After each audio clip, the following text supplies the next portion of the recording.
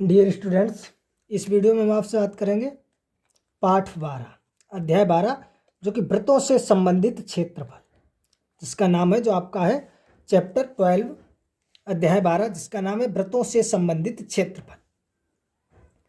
तो चलिए डायरेक्ट जो है हम प्रश्नों के बारे में बात करेंगे। मैं आपको पहले भी बता चुका हूँ, इस क्वेश्चन में भी जो इस वीडियो में भी बता रहा हूँ कि जो भी सूत्र प्रयोग होंगे, जिस सवाल में जो सूत्र प्रयोग होगा उस सूत्र का मैं वहीं पर जिक्र करूंगा, वहीं पर आपको अच्छी तरह से बताऊंगा और समझाऊंगा कि यह सूत्र आपको नोट करना है, आपको याद करना है और इस सूत्र का कहां पर कैसे प्रयोग होगा यह तुरंत उसी सवाल में आपको बताता चलूंगा। इसलिए जो है मैं प्रत्येक कोई भी चैप्टर स्टार्ट करता हूं उसके सारे उस चैप्टर के सारे सूत्र जो भी उसमें सूत्र प्रयोग होते हैं उस चैप्टर के सारे सूत्र जो है मैं पहले नहीं बताता हूं, इकट्ठे नहीं बताता हूं, सभी एक साथ नहीं बताता हूं।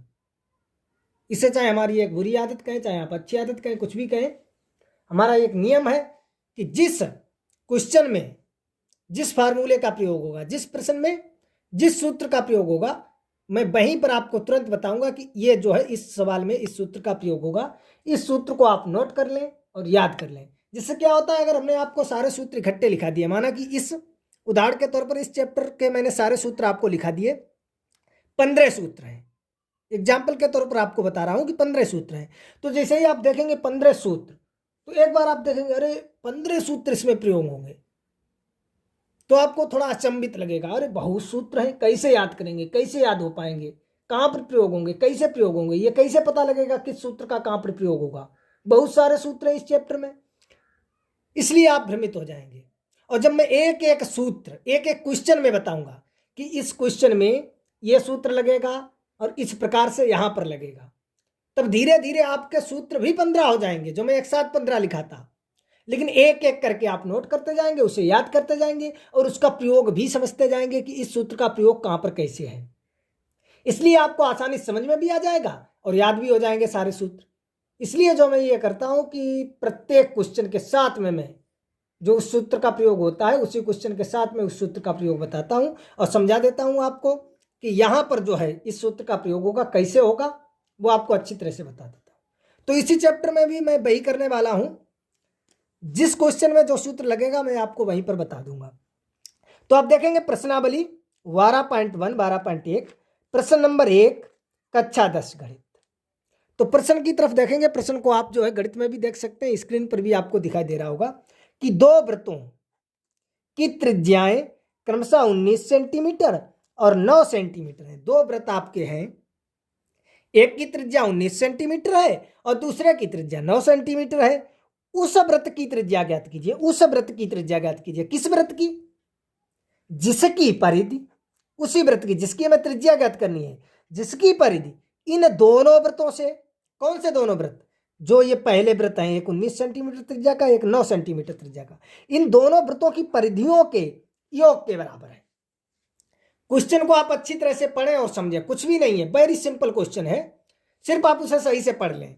सवाल कह रहा है कि दो वृत्तों की त्रिज्याएं आपको दी गई हैं। दो वृत्त है, एक 19 सेंटीमीटर त्रिज्या का वृत्त है और एक 9 सेंटीमीटर त्रिज्या का वृत्त है। आपको वृत्त बनाने की जरूरत नहीं है, क्योंकि 19 सेंटीमीटर त्रिज्या का वृत्त आप बनाएंगे बहुत बड़ा बनेगा, जैसा कि आपको भी मालूम है। तो आपको वृत्त बनाने की जरूरत नहीं है, सिर्फ समझें, यहां पर रचना तो करनी नहीं है, सिर्फ समझें कि दो वृत्त हैं जिनकी त्रिज्या 19 सेंटीमीटर और 9 सेंटीमीटर है। हमें उस वृत्त की त्रिज्या ज्ञात करनी है। एक अन्य वृत्त है, उस वृत्त की त्रिज्या ज्ञात करनी है जिसकी परिधि, जिस वृत्त की हम त्रिज्या ज्ञात करेंगे उस वृत्त की परिधि इन दोनों वृत्तों के परिधियों के योग के बराबर है। क्वेश्चन को आप भली बात पढ़ लें, समझ लें। मैं आपसे वादा करता हूं कि एक एक पॉइंट आपको बारीकी से समझाता चलूंगा और एक एक पॉइंट आपको अच्छी तरह से समझ में आ जाएगा।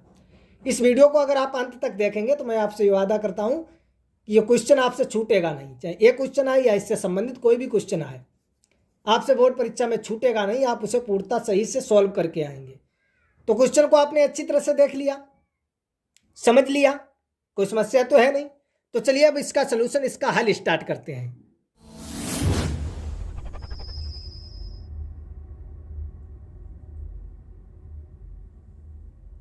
तो चलिए यहां पर दो वृत्तों की त्रिज्याएं दी गई, तो लिख लो पहले वृत्त की त्रिज्या, हल डालेंगे और लिखेंगे पहले वृत्त की त्रिज्या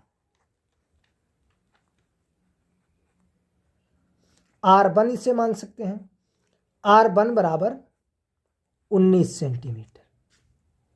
सही है। इसी प्रकार लिख लो दूसरे वृत्त की त्रिज्या, दूसरे वृत्त की त्रिज्या R2।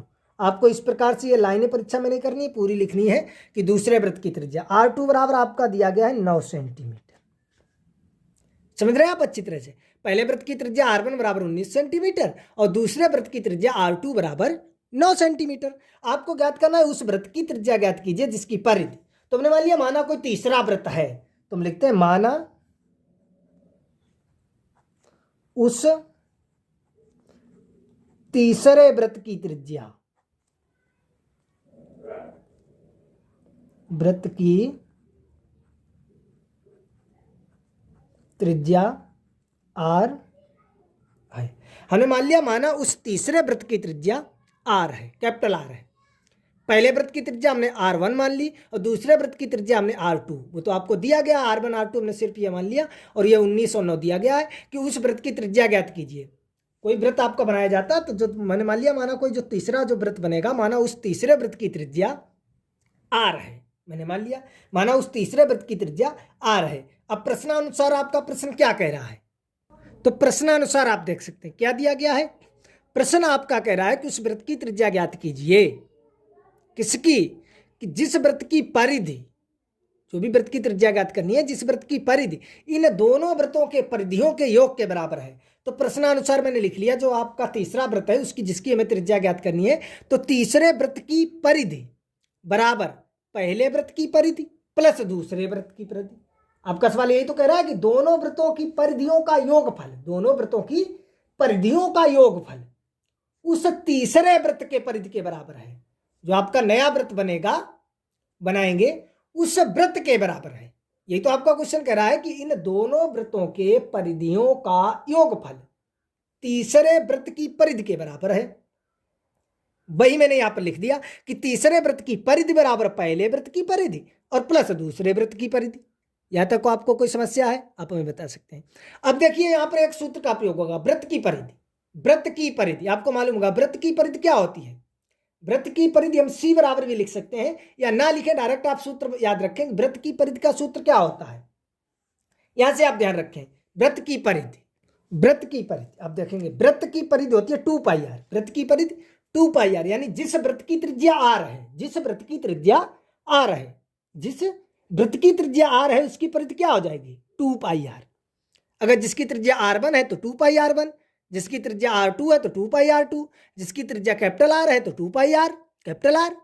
सही है। तो जिस वृत्त की त्रिज्या R है, हमने मान लिया कोई वृत्त है, कोई भी वृत्त है आपका, उसकी त्रिज्या स्मॉल r है, तो उस वृत्त की यदि हम परिधि निकालना चाहें तो परिधि का सूत्र होता है कि वृत्त की परिधि बराबर होता है 2πr। वृत्त की परिधि बराबर 2πr। यह सूत्र आपको नोट कर लेना, याद करना है। यह सूत्र जो है आपको नोट करके याद करना है। मैं आपको बता चुका हूं जिस सूत्र का जहां पर प्रयोग होगा मैं आपको वहीं पर बताते चलूंगा, आप उसे नोट करें, याद करें। मैं आपको बता दूंगा यह सूत्र है, इसे आप नोट करें और याद करें।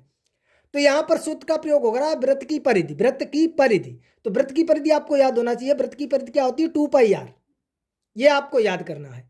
सही है। तो तीसरे वृत्त की परिधि क्या हो जाएगी, मैं आपको बता चुका हूं कि 2πr, यहां पर आप रखेंगे 2πr।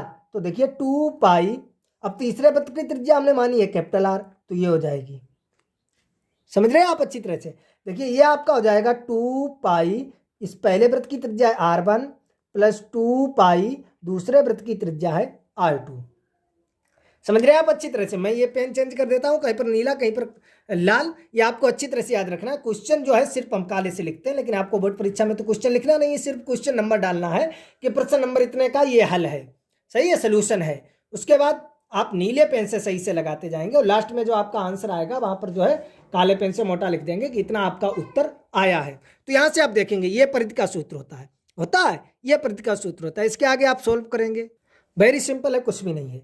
तो देखिए 2π काट सकते हैं हम। देखिए यहाँ पर हमने लिख दिया 2πr बराबर 2π, यहाँ से कॉमन लिया तो बचा R1 प्लस R2।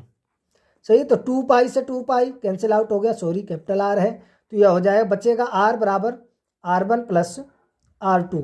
तो R बराबर R1 हमें दिया गया है, कितना है आप देख सकते हैं ऊपर 19 और प्लस R2 आप देख सकते हैं कितना है 9। तो R बराबर आपका कितना आ जाएगा 28 सेंटीमीटर। R बराबर कितना आ गया 28 सेंटीमीटर। अतः उस वृत्त की त्रिज्या 28 सेंटीमीटर है। उस वृत्त की त्रिज्या 28 सेंटीमीटर है। उस वृत्त की त्रिज्या 28 सेंटीमीटर है। कौन से वृत्त की? जिसकी परिधि इन दोनों वृत्तों के परिधियों के योगफल के बराबर है। उसकी त्रिज्या कितनी है 28 सेंटीमीटर है। तो यहां पर हम लिख सकते हैं अतः उस वृत्त की त्रिज्या 28 सेंटीमीटर है जिसकी परिधि इन दोनों वृत्तों की परिधियों के योग के बराबर है। आप लिख सकते हैं। तो आप देख सकते हैं मैंने लिख दिया। ये आपको काले से लिखना है। आपको क्वेश्चन जो है सोल्व करना नीले पेन से, नीचे लिख देंगे काले पेन से। अतः उस वृत्त की त्रिज्या 28 सेंटीमीटर है। अतः उस वृत्त की त्रिज्या 28 सेंटीमीटर है जिसकी परिधि दिए गए दोनों वृत्तों की परिधियों के योग के बराबर है। अतः उस वृत्त की परिधि, यही तो हमसे पूछा गया है। अतः उस वृत्त की त्रिज्या बताइए कितनी है, तो हमने लिख दिया अतः उस वृत्त की त्रिज्या जो है वो 28 सेंटीमीटर है जिसकी परिधि दिए गए दोनों वृत्तों की परिधियों के योग के बराबर है।